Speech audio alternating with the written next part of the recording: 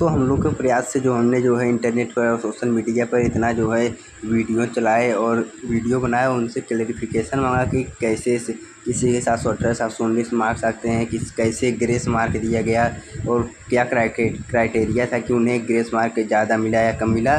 तो इन्होंने जो है एक एक करके और कट ऑफ कैसे राइज किया, ये इन्होंने जो है अपना एक एक करके जो है पूरे चीज़ें बताई हैं। तो देखते हैं यहाँ पर क्या क्या बोला गया है। तो यहाँ पर पहला जो है, मैं सीधे यहीं से स्टार्ट करता हूँ। पहला बोला गया है कट ऑफ नीट यूजी 2024। तो यहाँ पर बोला गया है the cut off score are determinated based on the overall performance of the candidate each year. यानी कि यहाँ पर बोला गया है कि कट ऑफ जो है होते हैं वो स्टूडेंट के हर एक ईयर के जो है परफॉर्मेंस के ऊपर डिपेंड करते हैं, और यह कट ऑफ जो है रिफ्लेक्ट करता है competitive nature of the examination.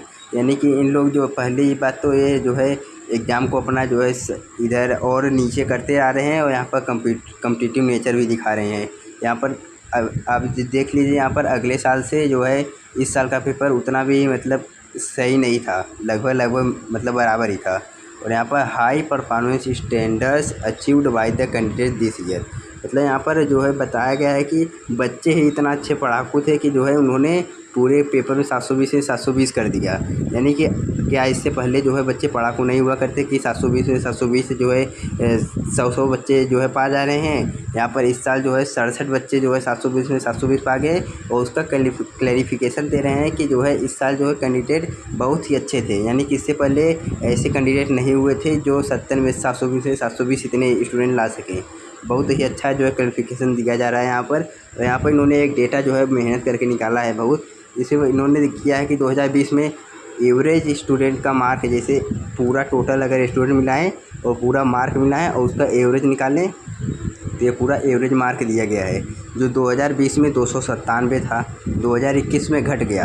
यानी कि यहाँ पर जो है कंपटीशन कम हो गया, या फिर स्टूडेंट ही पढ़ने वाले नहीं थे, यहाँ पर कम हो गया किसी भी कारण वजह से। फिर 2022 में तो और भी कम हो गया, यानी कि 2022 में और भी पढ़ने वाले बच्चे नहीं थे, वो पढ़ने वाले बच्चे सब गायब हो गए थे, सब गधेड़े बच्चे शायद आ गए होंगे। तभी इसके हिसाब से जो है इन्होंने ऊपर जो है क्लैरिफिकेशन दिया, उस हिसाब से यहाँ पर 2022 में जो है 259 एवरेज मार्क बना है, यानी कि अच्छे बच्चे पढ़ने में थे ही नहीं।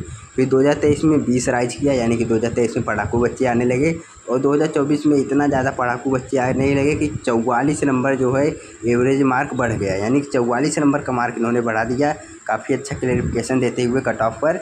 अब चलते हैं दूसरे पर। यहाँ पर जो है कंपनसेट कैसे किया ग्रेस मार्क के द्वारा, यहाँ पर इन्होंने बताया है। यहाँ पर बोला गया है कि जो है कैंडिडेट ने, यानी कुछ कैंडिडेट ने जो है हाई कोर्ट में जाकर अपील की, यानी कि हाई कोर्ट में जाकर इन्होंने अपील की, तब जाकर यहाँ पर एक्शन लिया जा रहा है। और यहाँ पर हरियाणा, दिल्ली, छत्तीसगढ़ और पंजाब, यहाँ पर 4 जगह से, और जबकि महाराष्ट्र में भी ऐसे केस निकल कर आए थे, लेकिन वहाँ पर जो है स्टूडेंट ने जो अपना रेज नहीं किया होगा इश्यू, और वहाँ पर हाई कोर्ट में नहीं किए होंगे, इसलिए यहाँ पर उनको जो है मतलब हटा दिया गया, मतलब कि उनको ग्रेस मार्क नहीं दिया गया। और यहाँ पर 2024 का यहाँ पर फ्यू एग्जाम सेंटर पर ऐसा कुछ हुआ था, जबकि हाँ ये सच है, हुआ था। और the concern raised by the candidate through the petition on representation submitted to NTA required careful condition for residential. यहाँ पर कुछ चीज़ें यहाँ पर दी गई हैं, आगे यहाँ पर हम पढ़ते हैं जो मेन है, इम्पॉर्टेंट है। तो यहाँ पर इन्होंने जो है एक कमिटी जो है बैठाई, और कमिटी बैठाया किस लिए कि आप वहाँ पर सीसीटीवी फ़ोटोज़ और बहुत सारी चीज़ें वहाँ पर सेंटर्स पे देखें और पता लगाएं कि यहाँ पर सच में चीज़ें हुई है या नहीं। तो इन्होंने जो है सब पता लगाया, और यहाँ पर बताया गया कि the loss of examination time was asserted and जो है such candidates were compensated with marks based on their answering efficiency and time lost. यहाँ पर टाइम लॉस्ट तो समझ में आ रहा है कि यहाँ टाइम लॉस्ट जो है मैकेनिज्म काम कर रहा होगा, यहाँ पर 10 मिनट 15 मिनट लॉस हुआ होगा।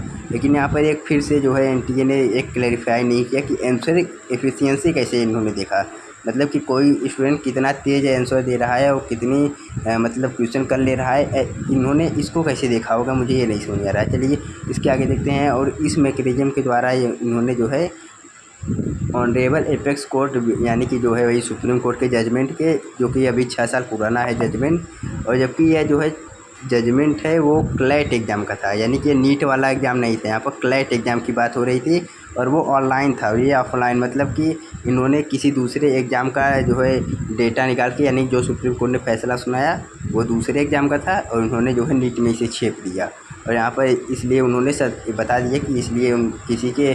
और यहाँ पर एक भी और बात बताई जो कि कहा कि -20 से 720 मार्क, मतलब कोई स्टूडेंट -20 कैसे पा सकता है। मान लीजिए जैसे कोई स्टूडेंट 10-20 नंबर अगर पा रहा होगा, तो वहाँ पर अगर आप कुछ नंबर उसे ग्रेस मार्क के रूप में देंगे तो उसका नंबर पॉजिटिव आना चाहिए। तो यहाँ पर ये नेगेटिव कैसे भाग रहा है, मुझे यही नहीं समझ आ रहा है। और यहाँ पर 720 मार्क का तो इन्होंने जो है बहुत अच्छा क्लैरिफिकेशन दिया। और उसके बाद फिर इन्होंने ये भी बताया कि इसी प्रकार से 718 और 719 जो है मार्क पा सकते हैं एकदम आराम से। और on the analysis of CCTV footage it was ascertain that the integrity of the examination was not compromised at this centre.